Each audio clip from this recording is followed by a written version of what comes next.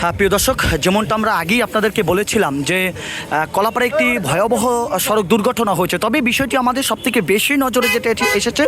সেটি হলো কলাপাড়া উপজেলার যে নির্বাহী কর্মকর্তা কাউসার হামিদ, তিনি কিন্তু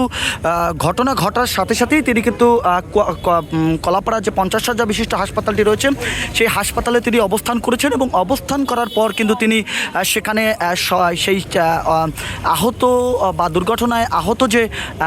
যাত্রী রয়েছে তাদেরকে প্রাথমিক চিকিৎসা দিয়েছে। প্রাথমিক চিকিৎসা দিয়ে এবং এমার্জেন্সিতে তাদেরকে প্রাথমিক চিকিৎসা শেষে অ্যাম্বুলেন্স ব্যবস্থা করে তাৎক্ষণিক তাদেরকে বরিশাল এবং ঢাকা এবং পটুয়াখালী উন্নত চিকিৎসার জন্য পাঠানো হয়েছে। এই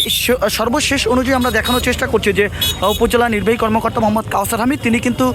যেখানে সড়ক দুর্ঘটনাটি হয়েছে, যে কলাপাড়ার যে ব্রিজটি রয়েছে সেই ব্রিজটিতেই কিন্তু বর্তমানে তিনি অবস্থান করছেন এবং তিনি কিন্তু সেই ঘটনাটি দেখার চেষ্টা করছেন এবং বোঝার চেষ্টা করছেন। আমরা সেই বিষয়টি কিন্তু দেখার চেষ্টা করছি এবং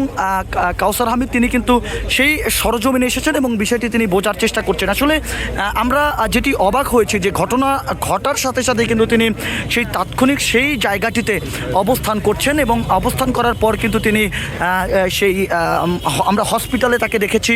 এবং তার যে জায়গাটি রয়েছে আমরা যেটা আপনাদেরকে বলে রাখতে চাই যে ঘটনা ঘটার সাথেই সাথেই কিন্তু কাউসার হামিদ তিনি কিন্তু একেবারে হসপিটালে উপস্থিত হয়ে সেই দুর্ঘটনায় যে আহত হয়েছেন তাদেরকে চিকিৎসা দিয়ে প্রাথমিক চিকিৎসা দিয়ে অ্যাম্বুলেন্সের ব্যবস্থার মাধ্যমে কি তাদেরকে